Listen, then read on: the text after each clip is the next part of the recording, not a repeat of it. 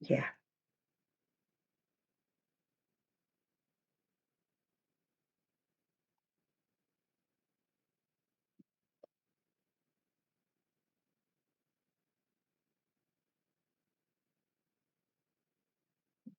ya. Entonces, no sé si se está viendo, Sí, ¿sí? doctora, se ve. Claro, claro. Ya. Vamos a hablar de tuberculosis, ¿no?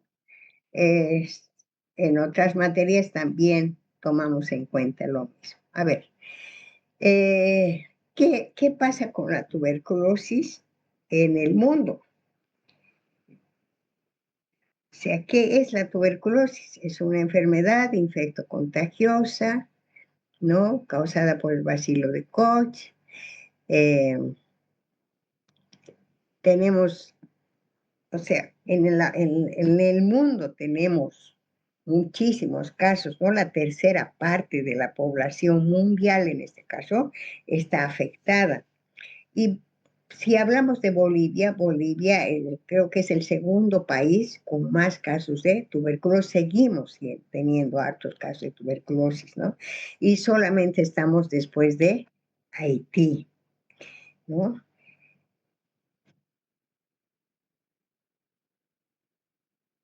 A ver, vamos a poner esto en grande. Creo que sí, está bien. Ya. El 2024, del 2025 no tengo todos los datos, ¿no? No están todavía sistematizados. En el 2024 se han presentado 9.592 casos de tuberculosis en todo el país, ¿no? Y la tasa de casos nuevos, por cada 100.000 personas hay 82 nuevos casos de tuberculosis y eso es altísimo, ¿no?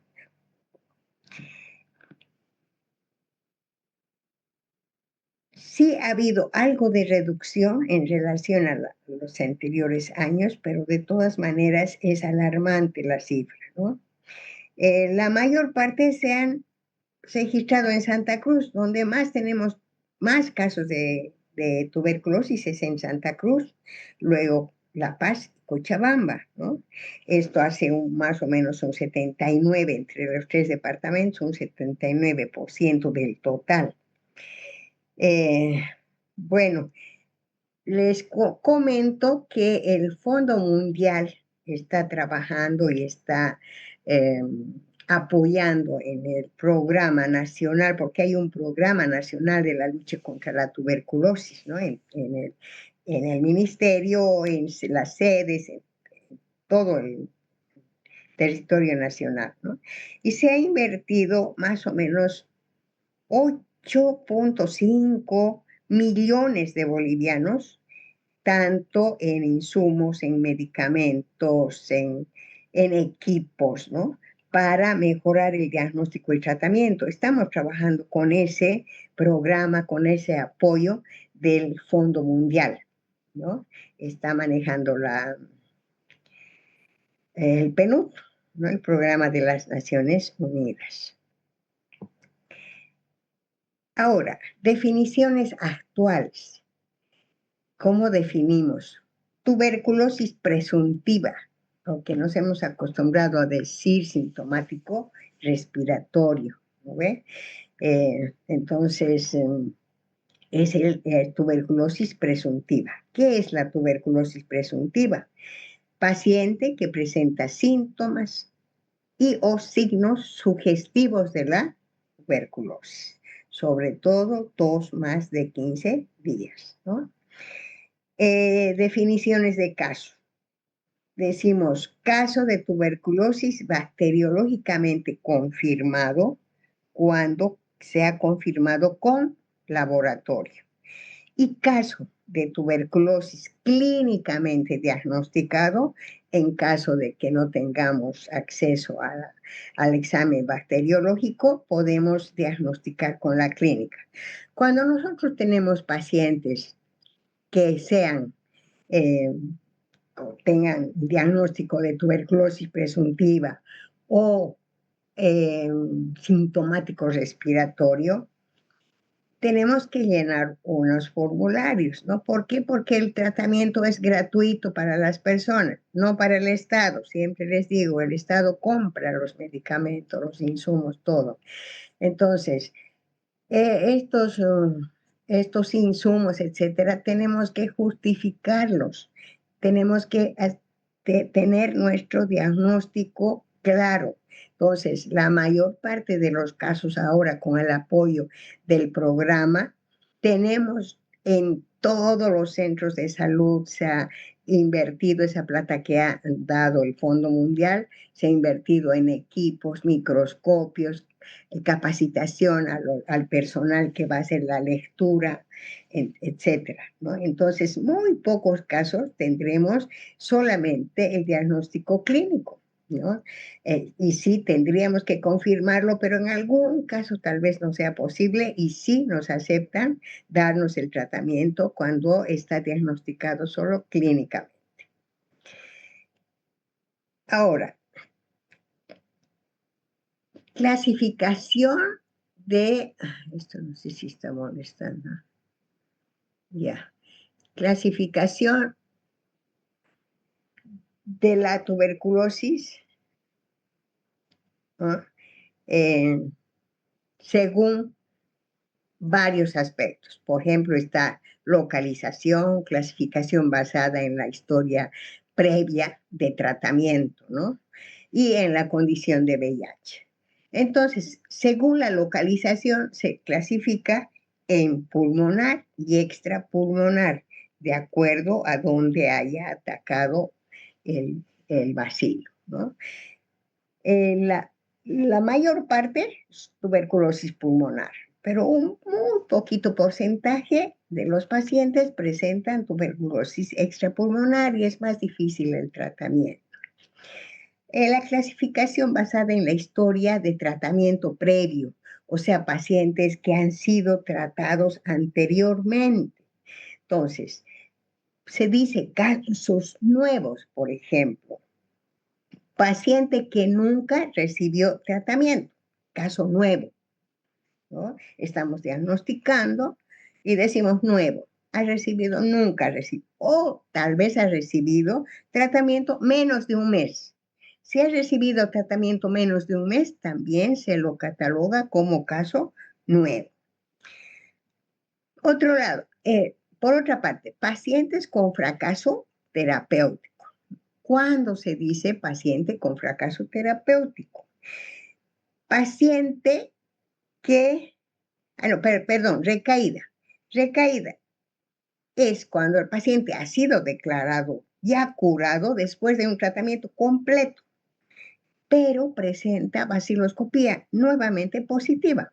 Entonces, a eso se llama recaída, ¿no? Cuando ya ha cumplido el tratamiento y a veces, después de un poco tiempo, le hacemos el control y nuevamente baciloscopía positiva. Entonces es recaída. Pacientes con fracaso terapéutico. ¿A quiénes se dice? Paciente que después de 5 meses de tratamiento sigue presentando baciloscopía positiva. A esto se dice paciente con fracaso terapéutico, ¿no? Al 5.º mes se le hace está en tratamiento. Se supone que está cumpliendo su tratamiento, no ha fallado nunca, estamos haciendo el control. Sin embargo, a los 5 meses vuelve a presentar baciloscopía positiva, ¿no? Abandono es cuando digamos, está en tratamiento más de un mes y no vuelve más a recibir su tratamiento, ¿no? Y muchas veces hacemos seguimiento, hay un programa en cada centro de salud, en cada servicio de salud, hay un programa de tuberculosis y hay algún encargado de administrar el programa. Entonces, este encargado tiene la obligación de, como tenemos su ubicación, casa, familia, etcétera, datos del paciente, se hace seguimiento. tiene obligación de ir a su casa, ver qué está pasando, por qué no ha regresado, pero muchas veces se mudan de casa, se pierden, ya no podemos hacer nada, entonces ya sería paciente con pérdida de seguimiento. A pesar de haber hecho el seguimiento, no hemos podido localizarlo, ¿no? Y los casos nuevos y recaídas son casos incidentes, son aquí, incidentes de tuberculosis. Y además hay la clasificación basada en la condición de VIH. Pueden haber pacientes con tuberculosis y VIH. Pueden haber pacientes con tuberculosis y sin VIH. O pacientes con tuberculosis y un VIH desconocido. Quiere decir que no hemos confirmado el diagnóstico de VIH. Muy bien. Aquí. Allá. Esto para un repaso, ¿no? La tuberculosis, ya habíamos dicho, es una enfermedad de infecto contagiosa, social. ¿Por qué? Porque más se da en la clase económica deprimida, ¿no? Es de evolución crónica, es prevenible y curable, ¿no?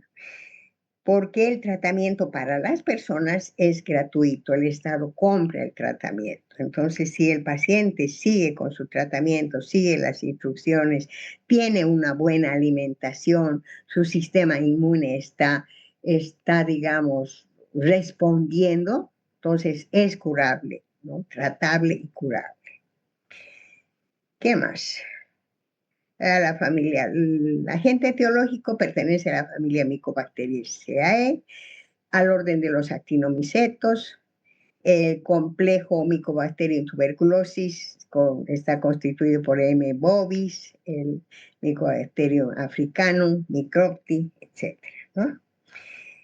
Ahora, ¿qué más? He querido poner esto, es una cosa fácil, pero bueno, de todos modos tenemos que tomarlo en cuenta, ¿no? ¿Cuándo se dice infección tuberculosa? ¿No? Periodo en el cual el bacilo de Koch entra en contacto por primera vez con una persona sana, preinfección. Entonces, adquirir la enfermedad cuando el sistema inmunológico no ha controlado y se produce la enfermedad. Quiere decir que la tuberculosis se desarrolla en el organismo en dos formas. La primera, una primoinfección, como decimos, ocurre cuando el individuo que está expuesto por primera vez al bacilo es infectado. Entonces, hay la infección tuberculosa. Y la otra es cuando este individuo infectado desarrolla la enfermedad. Entonces podemos ver las dos maneras. Una en la primoinfección, que seguramente casi todos nosotros tenemos al bacilo, solamente que nuestro sistema inmunitario no permite que nos enfermamos, ¿no? Han habido estudios en que han demostrado que, sobre todo en Santa Cruz, un 80% de las personas estamos con el bacilo presente, pero no nos enfermamos, ¿no? Aproximadamente 10% de los infectados pueden desarrollar tuberculosis durante toda su vida.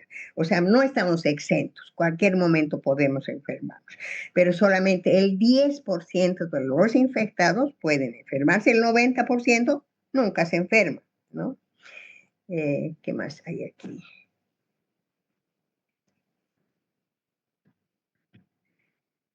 Ya. ¿Qué más tenía? Algo más hay aquí. Infección, hay micobacterias atípicas de la tuberculosis que infectan a las personas inmunosuprimidas, ¿no? En ese caso se habla de micobacteriosis. Ya. Formas de transmisión. Bueno, todos sabemos que la forma de transmisión más importante es de persona a persona, ¿no? De una persona enferma a otra persona sana, siendo la vía aérea el mecanismo de transmisión.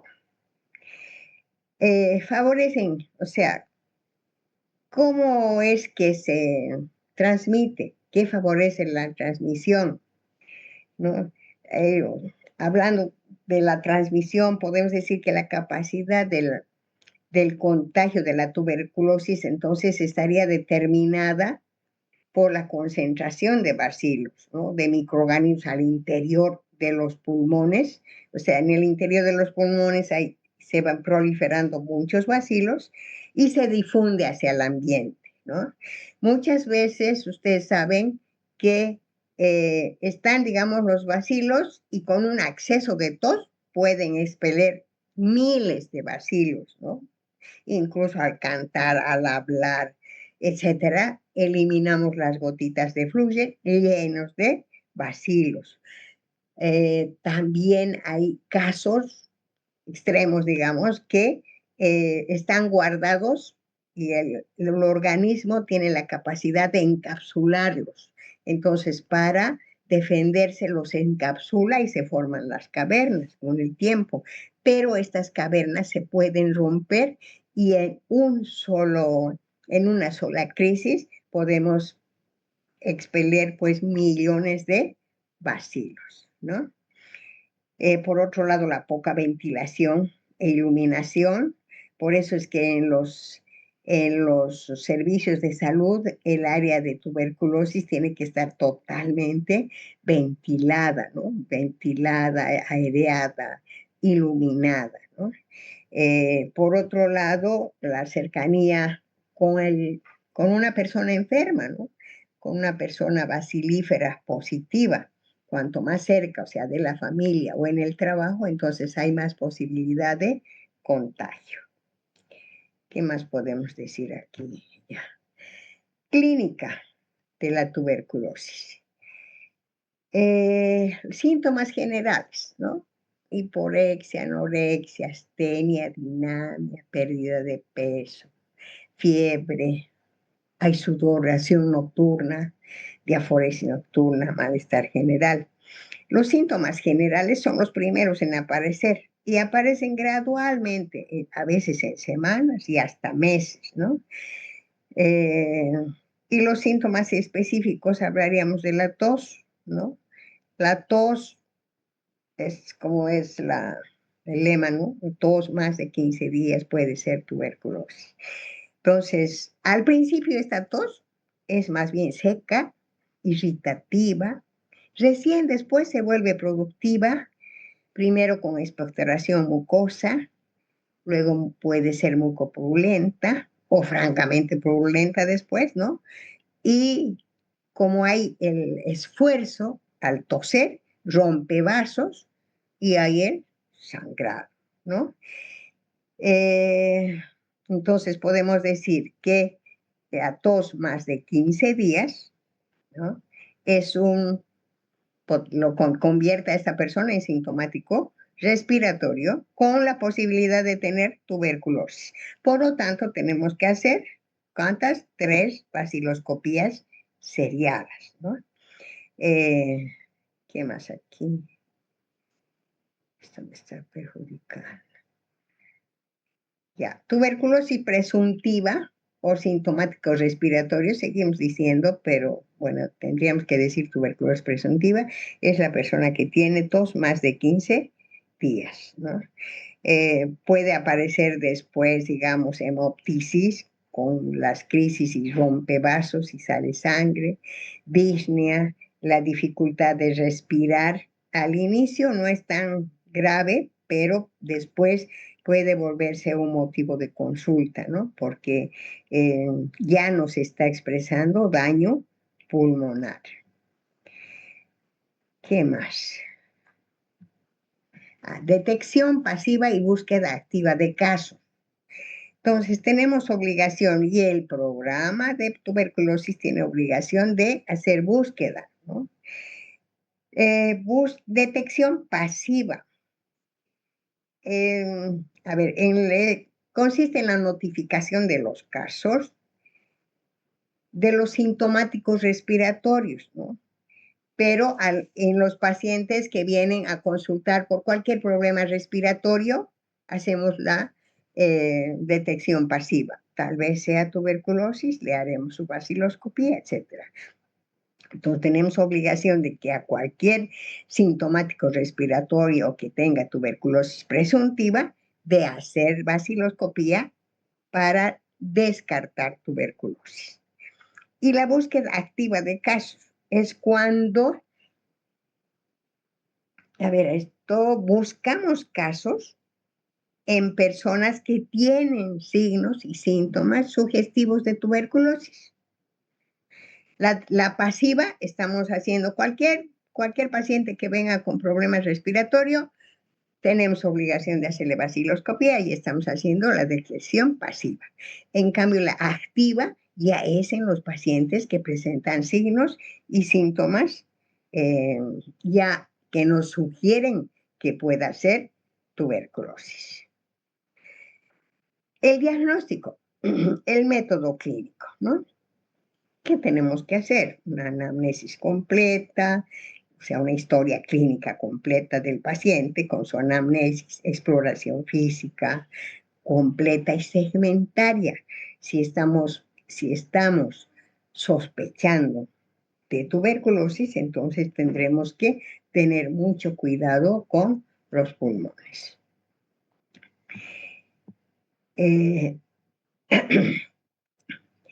Métodos bacteriológicos. Antes, en el método clínico, entonces, aquí, esto no hemos hablado, el complejo de Ghom. Es una lesión primaria, ¿no? Causada por la bacteria, que aparece en las personas que no estaban infectadas antes. O sea, es el primer signo de tuberculosis, el complejo de Ghom. Ya habíamos dicho que puede ser de dos formas, una primoinfección o la enfermedad de la tuberculosis, ¿verdad? Ahora, nos ayudamos y sobre todo esto nos confirma el diagnóstico con la baciloscopía. Seguramente ustedes están haciendo en bacteriología y esto ya se la saben, ¿verdad? Están llevando, ¿no? En bacterio esto. ¿Sí? Sí, doctora. Sí, doctora. Sí. Ya. Entonces han debido hacer la tinción de Schell-Nielsen, ¿no? Para observar los bacilos ácido alcohol resistente, se llaman BAR. Entonces, como nos dice el resultado de la baciloscopía. Negativo, esto debería estar aquí, está mal este cuadro. Está negativo, negativo cuando no hay ningún BAR, ¿no? No hay ningún bacilo, no se ve bacilos. Una cruz, cuando decimos positiva una cruz, cuando hay de 10 a 99 baciloácidos alcohol resistentes en 100 campos microscópicos, de 10 a 99. Positiva, 2 cruces, de 1 a 10 bacilos en 50 campos. Y 3 cruces cuando es más de 10 en un solo campo. Creo que eso no lo puse, no alcanzó a ponerse. Ya. ¿Cuándo vamos a indicar la muestra? El momento en que estamos haciendo la consulta, le haremos sacaremos una muestra. Y le damos el vasito para el día siguiente, para su reconsulta, el vasito. Y se le indica, se le dice, va a colocar aquí la flema, va a sacar del fondo, no va solamente saliva, no es de adentro. Entonces, tiene que sacar la flema de adentro. En cuanto se despierte, lo va a colocar en este vasito y luego va a venir a la consulta. Entonces, en la reconsulta se acepta el vasito que se le ha dado y se le hace la otra muestra, ¿no? Entonces son en 3 tiempos, ¿no? La primera en la consulta, La segunda se le da para que al día siguiente o cuando venga la reconsulta traiga su vasito con la muestra. Y hay que indicar muy bien, a veces no consiguen ficha y no vienen al día siguiente a su reconsulta y puede pasar días y no se lo va a guardar el vasito con el esputo del día siguiente. Entonces hay que explicarle el día que venga la reconsulta, en cuanto se levanta, va a colocar aquí la flema de adentro y lo va a traer, pero cuando tenga la reconsulta, ¿no? Bueno, tenemos también el cultivo, ¿no? Tiene una buena sensibilidad y se realiza en medios sólidos, medios líquidos. Podemos hacer también biología molecular, PCR, que nos ayuda muchísimo, pero no hay donde perderse con la vaciloscopía. En caso de que la vaciloscopía sea negativa, a pesar de tener el diagnóstico clínico, el diagnóstico radiológico, entonces podemos utilizar estos medios. Ahora, hay que tener muy en cuenta con los pilares del tratamiento. A ver, el tratamiento es asociado. ¿Qué quiere decir asociado? De un inicio, cuando apareció la tuberculosis, han intentado varios tratamientos, ¿no? Y las monoterapias no han dado resultado. Por eso es que se ha llegado a utilizar varios medicamentos. ¿A qué se refiere? O sea, a la combinación de varios fármacos que en conjunto, digamos, se potencian, ¿no? Y podemos erradicar la infección.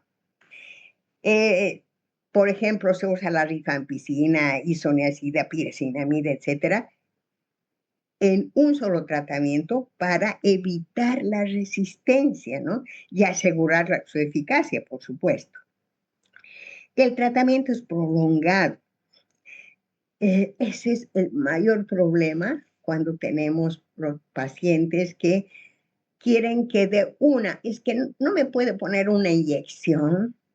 Utilizaban la streptomicina, pero era una enorme jeringa y les asustaba. A la segunda puesta, el segundo mes ya no venían, porque de solo ver la jeringa tan grande, entonces se asustaban, ¿no? Entonces, por eso es que ahora ya no colocamos la streptomicina, pero el tratamiento es largo, no menos de 6 meses, ¿no? Porque si no, no tendríamos la seguridad de que estas bacterias sean eliminadas, ¿no? Estarían en forma latente. Además, este tratamiento prolongado nos permite reducir la probabilidad de las recaídas. ¿Qué era una recaída, Edith?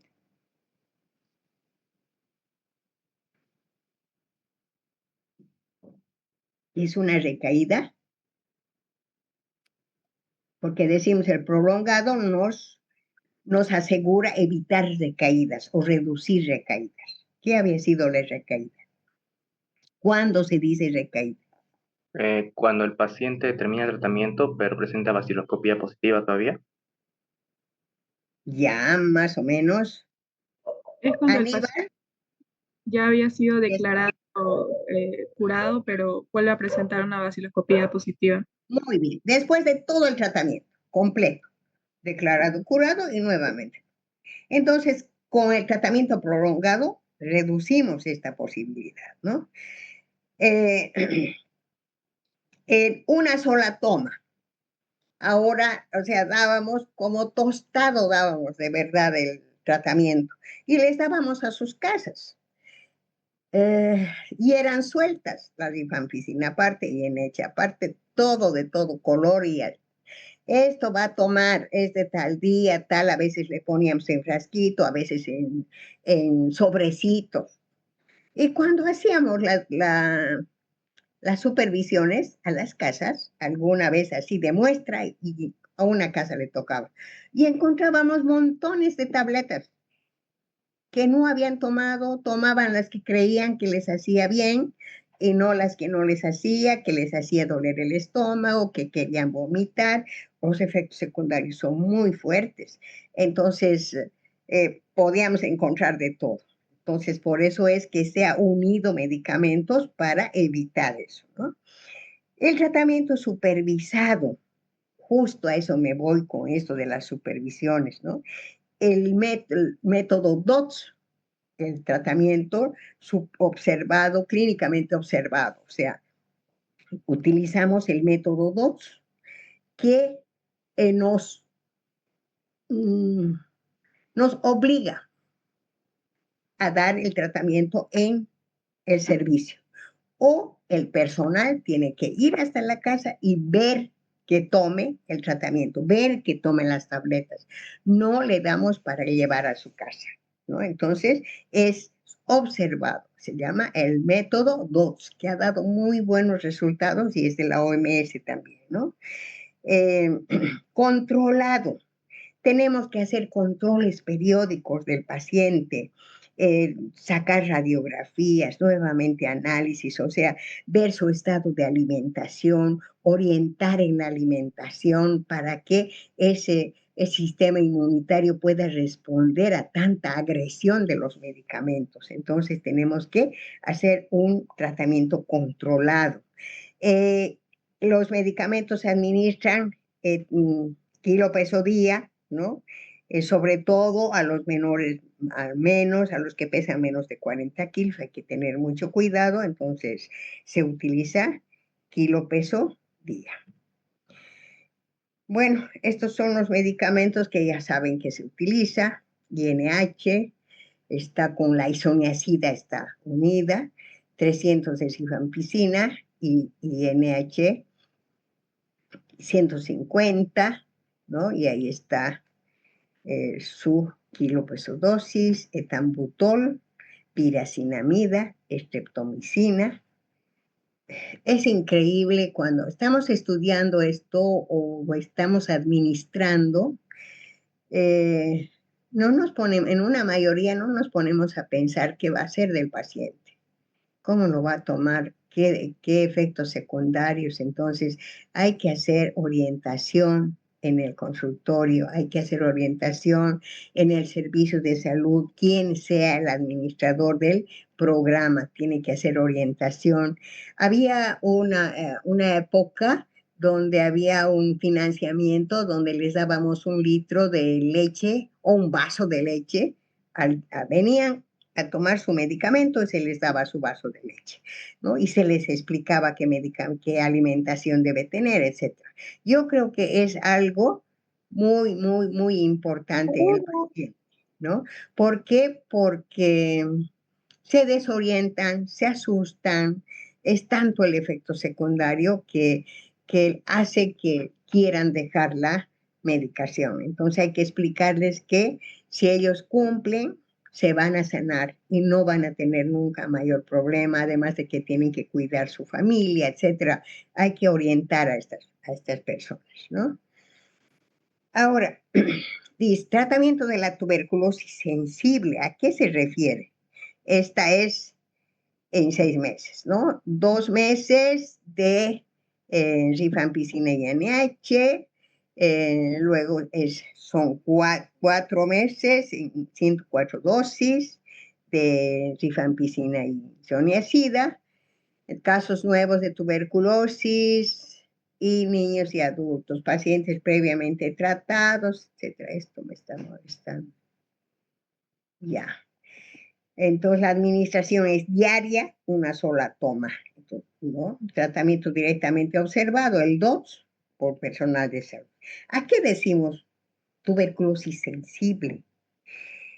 Se refiere a la utilización de los medicamentos para combatir a la micobacteria que no han desarrollado resistencia a los medicamentos de primera línea, por supuesto. Es decir, que son aquellas que responden efectivamente a la medicación que estamos haciendo. O sea, los pacientes que no tienen resistencia alguna al tratamiento con medicamentos comúnmente utilizados, ¿no? A todos los que estos que estamos hablando. A eso se dice tuberculosis sensible. Son sensibles al tratamiento, al esquema oficial, ¿no? No oficial. Estándar, diríamos, ¿no? Esto se basa ya hemos visto, en la combinación de los medicamentos antituberculosos y dándoles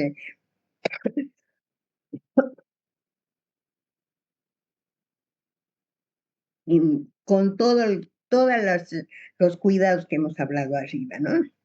Que sea supervisado, controlado, etcétera, etcétera. Entonces, vamos a dar, administrando todos estos medicamentos que son de primera línea, ¿no? Rifampicina, isoniazida, piracinamida, etambutol. Luego 4 meses aquí con rifampicina y isoniazida. Aquí lo dice, ¿no? 4 meses, 104 dosis. Nunca hay que decirle al paciente, va a recibir, digamos, 52 dosis, 104 dosis, nada, se van a asustar. Es largo el tratamiento, pero usted se va a sanar. Tiene que cumplir así como nosotros le indicamos, ¿no? Entonces, este tratamiento de la tuberculosis sensible, o sea, que responde a los medicamentos de primera línea, el 90% o 100% de las personas van a curarse completamente, ¿no? ¿Qué más tenemos aquí?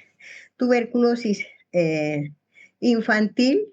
Tenemos muchos casos de tuberculosis infantil. Si hay personas adultas, digamos, en la familia, entonces les contagia, ¿no?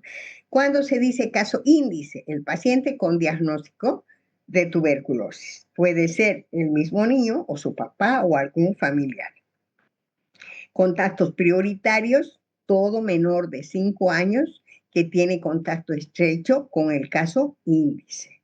Entonces tenemos que hacer vaciloscopía, tenemos que atender sobre todo a los niños menores de 5 años, ¿no? Contacto reciente, se le voy a levantar aquí, con el caso índice. Todo contacto cuyo tiempo de exposición con el caso índice es menor a 3 meses. Ya. Tuberculosis extrapulmonar. Podemos tener tuberculosis meningia, pleural, peritoneal, osteoarticular, pericárdica, renal. Puede atacar a cualquier órgano del cuerpo. Sin embargo, son los menos casos, ¿no? No hay muchos casos, más es la pulmonar. ¿Qué es lo que queremos con la vacunación? Entonces, cortar la cadena de transmisión. ¿Qué vamos a evitar con la vacunación a los niños menores? Ahora hemos hecho hasta 15 años alguna campaña, ¿no? Pero se hace, la vacuna es cuando nace, ¿verdad? Y cuando hay campañas incluso se hace hasta los 15 años. ¿Qué vamos a evitar con la vacuna? Evitamos que se enfermen las personas de tuberculosis. Carolina.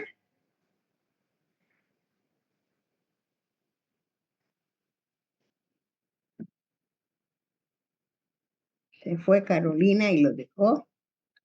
Doctora, ¿podría volver a repetir la pregunta? Es que tienes que estar en el curso. ¿Qué me dices, Yacendi? Ese era el problema de que cuando no tengo control, ¿dónde estarán? ¿Qué estarán haciendo? Yacendi. Sí, doctora. ¿Qué evitamos con la vacuna? Si no me equivoco, evitamos las formas graves de tuberculosis. Solo evitamos la meningia y la miliar. Después no podemos pretender no tener y no contagiar, ¿no? ¿Cuáles serían las medidas de prevención? La vacunación, la terapia preventiva en los contactos, ¿no? Control de contactos. Explicarles a los pacientes que deben taparse la boca al toser, que tienen que tener su casa ventilada, con luz, higiénicas, limpias, aseo personal, aseo de la vivienda, y mucho, mucho, mucho cuidado con la alimentación, ¿no? La alimentación es muy, muy importante. El comer verduras, tener una flora intestinal que nos pueda evitar, digamos, recaídas o que pueda favorecer a la acción de los medicamentos. Es bien importante la flora intestinal. Muy bien. Entonces, programación y sistemas de información del programa, ¿no? Evaluación epidemiológica, mide el impacto del control de la tuberculosis en términos de índices. Aquí tenemos varios índices que utilizamos como indicadores, ¿no? Para saber el estado de la población. Tasa de incidencia de tuberculosis en todas sus formas. Aquí dice, número de casos de tuberculosis, no me van a preguntar en el examen qué es TCF. Entonces, tuberculosis en todas sus formas, quiere decir TCF. Nuevos y recaídas notificados sobre población total del año por 100,000 habitantes. Tasa de incidencia de tuberculosis pulmonar. Número de casos de tuberculosis pulmonar, nuevos y recaídas notificados sobre población total del año por 100,000 habitantes.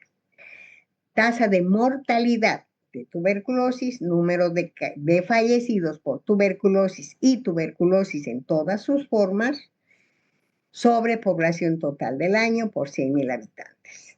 Tasa de incidencia de tuberculosis meningia en niños menores de 5 años, número de casos con tuberculosis meningia en niños menores de 5 años, sobre la población total de menores de 5 años por 100,000 habitantes. Proporción de tuberculosis pulmonar bacteriológicamente confirmados nuevos. Número de casos de tuberculosis pulmonar bacteriológicamente confirmados sobre el total de casos de tuberculosis pulmonar notificados, no es sobre la población total, por 100, porque ya son menos casos, 2 por 100. Proporción de tuberculosis pulmonar cultivo positivo, número total de casos de tuberculosis con cultivo positivo sobre el total de casos de tuberculosis pulmonar notificados por 100.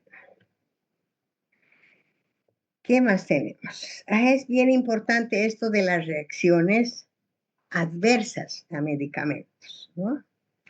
¿Qué son las reacciones adversas, RAFAs, ¿no?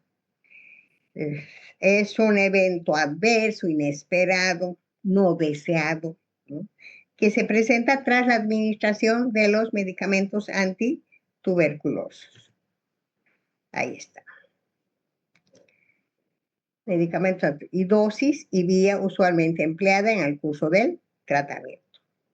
O sea, son los efectos que se presentan después de la administración de los medicamentos antituberculosos. Grupos y factores de riesgo, quienes están mayormente afectados, ¿no? Entonces, desnutrición, por supuesto, no hay el sistema inmunitario está totalmente alterado, hay inmunodepresión, entonces por supuesto no va a poderse defender de del daño de la tuberculosis. Alcoholismo igual, que disminuye las defensas, ¿no? ¿Qué más? Hepatopatías, antecedentes personales familiares, si tienen familiares que a pesar de que tenían el tratamiento, han tenido efectos secundarios y muchas veces han dejado el tratamiento a causa de eso, ¿no? Infección por VIH. Es bien importante esto. ¿Por qué? ¿Por qué la infección por VIH?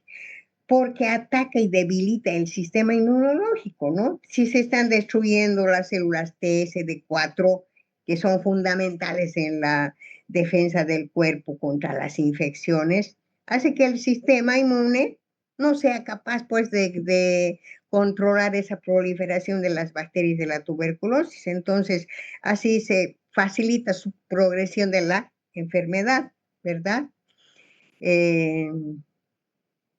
Las personas, o sea, las personas con VIH positivo pueden tener, ya, si estamos diciendo que casi todos, pues, sobre todo en Santa Cruz, estamos contagiados y tenemos el bacilo, solo que no nos enfermamos, entonces estas personas con VIH seguramente tienen latente el bacilo de la tuberculosis y como baja su inmunidad, entonces va a enfermarse, ¿no? Más rápido y su pronóstico será pues también sombrío, ¿no? Además va a tener, si va a disminuir las defensas, va a tener tuberculosis, entonces hay mayor todavía riesgo de otras infecciones concomitantes. Van a haber efectos metabólicos, etcétera, a causa de que su sistema inmune está deprimido, ¿no? Tuberculosis diseminada, ya pues cuando la tuberculosis está diseminada y está grave, entonces también afecta al sistema inmunitario, ¿verdad? Entonces ahí sí va a atacar a todos los órganos, ¿no? Y por el compromiso inmunológico, entonces puede incluso haber otras infecciones aparte de las que ya tiene, ¿no? La diabetes mellitus igual. En la diabetes mellitus igual. ¿Qué hay en la diabetes? Igualmente hay disminución de la función inmunitaria, ¿no? Entonces, los altos niveles de glucosa que existen en la diabetes influyen también en la función inmunológica, ¿no? Y esto dificulta la capacidad de controlar, pues, la proliferación de las bacterias de la tuberculosis. Igualmente habrá más riesgo de otras infecciones, efectos metabólicos, etc. ¿No? Luego también podemos citar embarazo. En el embarazo hay disminución del sistema inmunitario, ¿no? Parasitosis, síndrome de malabsorción, cardiopatías, etcétera, hacen que sobre todo actúan al sistema inmunitario, lo deprimen. Entonces podemos tener, por eso decimos grupos y factores de riesgo para la tuberculosis. A ver, clasificación. Estamos hablando de RAFAs, ¿verdad? Según el mecanismo que desencadena el evento, podemos hablar de toxicidad, intolerancia, hipersensibilidad. ¿A qué se refiere toxicidad? A ver, ¿cómo podemos explicar? A los medicamentos, ¿no? A los medicamentos, a estos medicamentos que estamos utilizando específicamente para antituberculosis, ¿no ve? Entonces diríamos, son los efectos de los medicamentos antituberculosis sobre el organismo, ¿no? Entonces estos pueden dañar a nivel celular o también de todo el órgano, ¿no? Por ejemplo, rifampicina, isoniazida, piracinamida, etambutol, pueden, digamos, dañar el hígado, los riñones, porque se metaboliza en hígado y se elimina por riñones. Entonces va a dañar hígado y riñones, bueno, no solamente los medicamentos la tuberculosis, pero esto es mucho más, ¿no? Entonces, incluso pueden generar metabolitos tóxicos durante su procesamiento, durante su metabolismo, y va a causar pues un gran daño hepático, o sea, o renal, ¿no? Entonces, podemos decir que los pacientes, además, con otras patologías preexistentes, más todavía, tenemos que hacer un monitoreo constante para ir controlando si se nos pueden aparecer efectos tóxicos, ¿verdad? En la mayoría les damos su medicamento, bueno, ya vuelva cuando, y no hacemos el control, no hacemos el seguimiento, y esa es nuestra obligación. Ahora, intolerancia. La intolerancia se refiere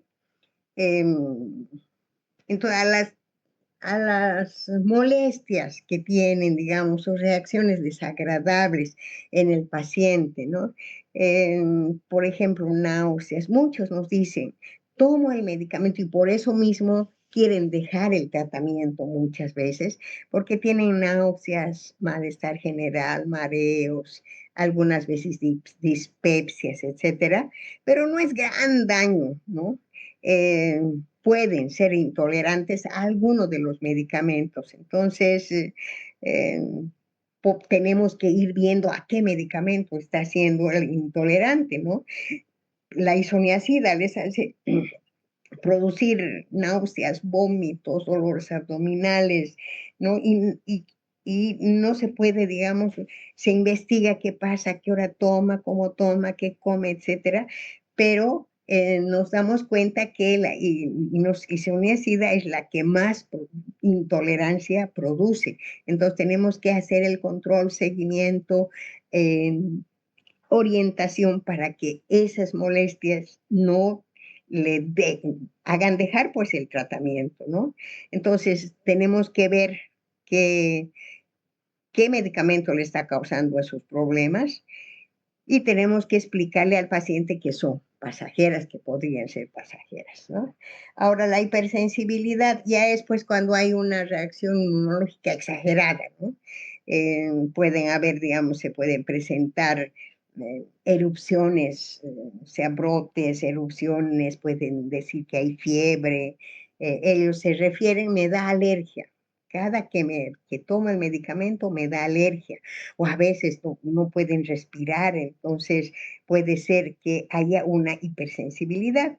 Sobre todo leí en la rifampicina la rifampicina y la piracinamida, sí, pueden producir los brotes, ¿no?, cutáneos o producir alguna alergia. Sin embargo, tenemos que tener mucho cuidado y ver a qué medicamento puede estar haciendo, y tal vez podemos dar poco a poco o quitar todos y empezar a dar poco a poco. Además, tenemos que tener en cuenta que cuando estos medicamentos no nos sirven, el tratamiento alternativo es mucho más caro, más costoso y más largo, ¿no? Y con mayores problemas. Entonces, tenemos que tratar de que con este medicamento siga sobrellevando y se vaya defendiendo de la tuberculosis. Podemos, según la clasificación, según el órgano afectado, puede ser dérmico, gástrico, hepático, renal, sanguíneo, etc. Según la severidad del RAFA, podemos decir que es un RAFA leve, que no compromete el estado general del paciente y su manejo se realiza en atención primaria, en nuestro consultorio o en el servicio de salud. Moderada se debe referir al segundo nivel de atención y grave tiene que ser manejada en un tercer nivel de atención. ¿Qué más? Criterios de reinstauración de medicación. Si, digamos, hemos quitado la medicación porque ha habido un RAFA muy fuerte o ha habido toxicidad, intolerancia o hipersensibilidad, tenemos que hacer una conducta de rescate. O sea, nuevamente tenemos que introducir el tratamiento, ¿no? Evaluar, dice, la conducta de rescate, todos los medicamentos, exceptuando en Steven Johnson y hepatitis, ¿no? ¿Qué es el síndrome de Steven Johnson? ¿Saben? Es una reacción ante un medicamento que causa Ajá, una reacción a nivel de la piel y es sí, como si la quemara. eso. O sea, es una reacción de hipersensibilidad, ¿no? Que afecta tanto a piel como a mucosas, hay erupciones cutáneas graves, ¿no? Entonces tendríamos que tener mucho cuidado, digamos, en ese caso, porque si vamos a instaurar, digamos, nuevamente los medicamentos antituberculosos, podríamos desencadenar, digamos, una mayor respuesta de hipersensibilidad y mayor problema, ¿no? Entonces tenemos que tener mucho cuidado en la hepatitis también. ¿Por qué en la hepatitis? Porque ese hígado está inflamado, entonces y ahí se va a metabolizar los medicamentos, entonces vamos a más bien correr mayor riesgo, ¿no? En mayor daño hepático. Entonces podemos hacer la desensibilización. eh, Consiste en administrar los medicamentos uno por uno en forma progresiva, ¿no? Y tenemos que ir controlando y mejor si lo internamos al paciente para ir viendo cuál es su respuesta, ¿no? ¿Qué más? Criterios de administrar corticoides y antihistamínicos. Se podría, digamos, para nuevamente administrar la medicación antituberculosa, podríamos, digamos, 3 días antes de instaurar, utilizar prednisona 1 o 2 miligramos kilo peso, ¿no? Y podríamos dar un antihistamínico como la loratadina para evitar respuestas de hipersensibilidad. Este es el esquema que se utiliza para pacientes con RAFA. Pero, ojo, felizmente, al menos en Bolivia, tenemos muy pocos casos no tenemos tantos casos, digamos, de RAFAs. En una mayoría hay que cuidar mucho de que el paciente, por no tomar la medicación, exagera los síntomas, ¿no? Y le dice, ay, que me duele, que me hace, y muchas veces es solo transitoria, no va a ser todo el tiempo. Entonces hay que tener mucho cuidado. ¿Por qué? Porque el tratamiento alternativo es mucho más costoso y mucho más prolongado. ¿Qué más? Tipos de resistencia. Ay, a ver, tipos de resistencia natural. Entonces, ¿cuál es la resistencia natural? O sea, algunas cepas, digamos, como un fruto de la proliferación constante, entonces mutan, ¿no? Pero no van a dar no van a dar problemas exagerados en la resistencia natural. La resistencia adquirida es cuando se ha adquirido, digamos, de ya cepas ya resistentes de otras personas, ¿no? Igual que la resistencia primaria. Cuando nunca ha recibido tratamiento antituberculoso, pero ha adquirido bacilos resistentes, desde ya resistentes a alguno de los medicamentos o a varios de los medicamentos, ¿no? Y la secundaria es por haber hecho un mal tratamiento, ¿no? O no haber cumplido totalmente con todo el tiempo el tratamiento, ¿no? La transitoria es cuando se presenta, digamos, síntomas muy temporales, y eso va a pasar, ¿no? No nos da mucho problema. ¿Qué más?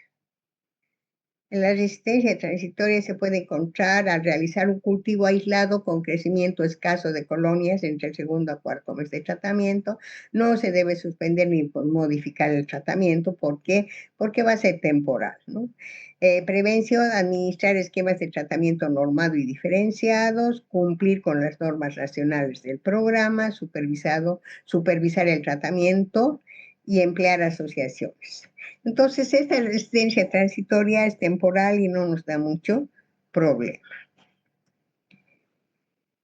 A ver, ¿qué más? Tratamiento, sí. Disculpe, ¿podría repetirle de nuevo la diferencia entre adquirida y primaria? Por favor. A ver, ¿en cuál? Entre Ya. resistencia adquirida y primaria. Adquirida, natural y adquirida, es una clasificación. Primaria y secundaria y transitoria es otra, ¿no? La natural es la que se produce en cepas y naturalmente por su... Cada vez están proliferando, se están multiplicando y a veces adquieren resistencia, pero no es grave. La adquirida es después de haber hecho un tratamiento mal llevado, igual que la secundaria, ¿no? O sea, aquí estaría natural o primaria, adquirida, secundaria tendría que ser, ¿no? La primaria es cuando ya se contagian con bacterias ya resistentes, provenientes de otra persona que ya ha hecho el tratamiento, ha hecho mal el tratamiento y ya sus bacilos son resistentes y esa ha contagiado a otra persona, ¿no? Y la secundaria es la que se hace un mal tratamiento y vamos a tener la resistencia. La transitoria es la temporal. Entonces sería la natural. Esta sería una clasificación, natural y adquirida, que es muy parecida a la primaria y secundaria, ¿no? Gracias. Bien, hemos hablado. Esto es del multidrogos resistente, ¿no? Tratamiento de la tuberculosis multidrogo resistente. Entonces, cuando no responde a los medicamentos de primera línea, ¿por qué? Porque estas cepas se han vuelto resistentes a los fármacos, entonces se tiene que utilizar medicamentos de segunda línea, ¿no? Y aquí está, este es el esquema nacional. Asociar 4 medicamentos de segunda línea con probable eficacia, incluye siempre un inyectable, aminoglucósido o caprimicina. En la primera fase, mínimo 6 meses.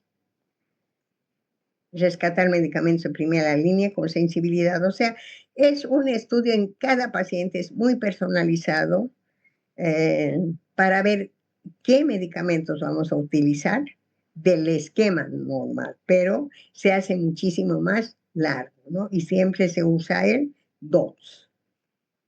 La dosificación está basada en el peso del paciente y directamente observado, con consentimiento informado y registro. O sea, se le hace firmar que le vamos a observar y que le vamos a controlar su tratamiento. Con el DOTS ya no hemos tenido tanto problema, muy raros problemas raros casos que se nos presentan con MDR. Ya, creo que eso es todo. A ver, ¿qué hora es? Ya. Pensé que nos iba a sobrar un poquito de tiempo.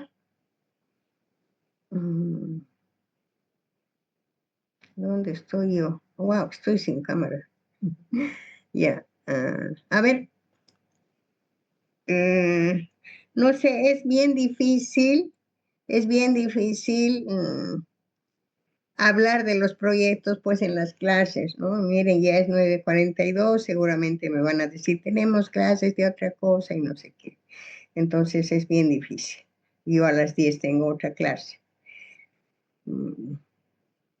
Quería hablar sobre instrumentos de investigación, mostrarles cómo se hace una encuesta, mostrarles cómo se hace un grupo focal, ¿no? Pero lo que más les encargo, si el problema, o sea, en casos de que están utilizando el proceso de comunicación en salud, tienen el texto y hay ejemplos y demás. Pero en caso de que estén utilizando el formato tradicional, convencional, entonces se empieza siempre con un problema.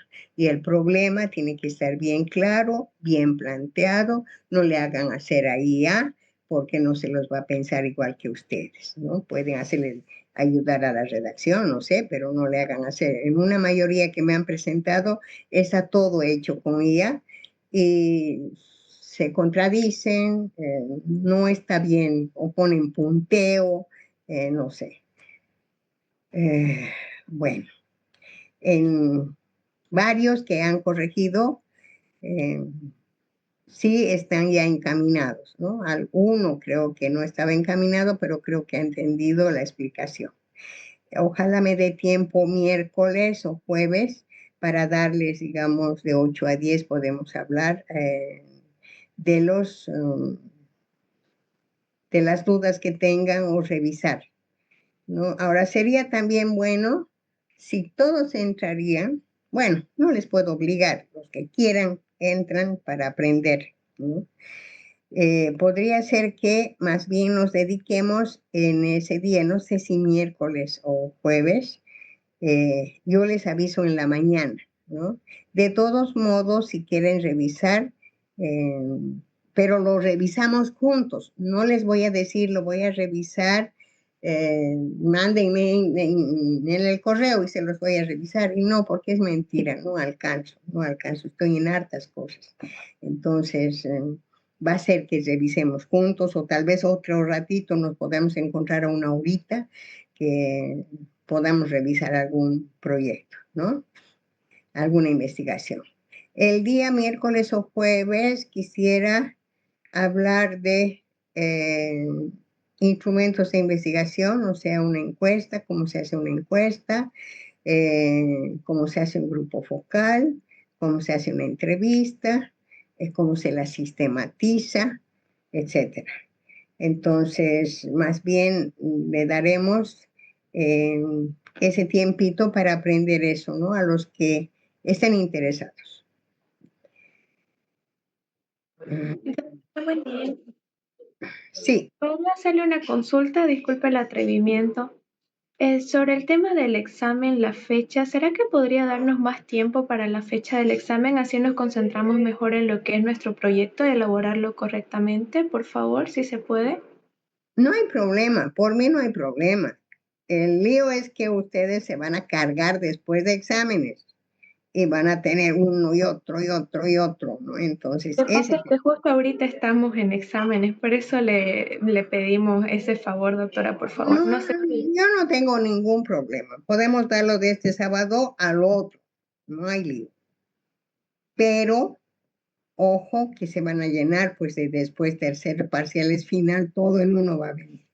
Pero no hay problema, podemos darlo de aquí, del próximo, no sé qué fecha es, 27, el 4 podemos darlo. ¿Sí? Sí, está bien, doctora. Yo creo que depende de qué opinen mis compañeros, doctora. Muchas gracias. El 4 podemos darlo si hay aula. Incluso si no hay aula, podemos darlo el 11. Porque a veces pido aula y no me dan. Doctora, se puede el 11 porque el 1 tenemos un examen de fisiopato con la doctora Maida. ¿El 11 o el 4? El 11 estaría bien, doctora, sí, ya no algunos parcialitos que 11, doctora, está bien. De todas maneras, 11, doctora. Sí, de todas maneras, lo damos en nuestro horario. Así es que nadie me puede discutir, es mi horario y voy a tomar mi examen, ¿verdad? No puede tomar y ser prioritarios otros docentes en mi horario. Entonces, ¿podemos darlo el 11, dicen? Sí, doctora, por favor. Sí, por favor, doctora. Bajo su responsabilidad, porque además aumenta los temas, ¿no ve? No hay problema. Doctora. Ya, no hay lío, el 11. Por ahora el 11, si me dan, pero podemos hacer una encuestita para ver si quieren, aún muchos me están diciendo el 4. Entonces podemos hacer una encuesta para ver si el 4 o el 11. Además de que estamos dependiendo de que si hay aula, ¿no? Si me dan aulas, porque puedo utilizar mi aula, pero los 170 no van a entrar en un aula, entonces necesito 3 o 4 aulas forzosamente. Y tengo que pedir, y si no hay espacio, me van a decir el otro sábado. Entonces veremos si, digamos, el 4 o el 11 según la encuesta, pero dependiendo también de la coordinación. ¿Ya? Muchas gracias, doctora, por considerarlo. Que les vaya bien. Gracias, doctora. Hasta Muy luego. bien. Chao, chao. Gracias, doctora.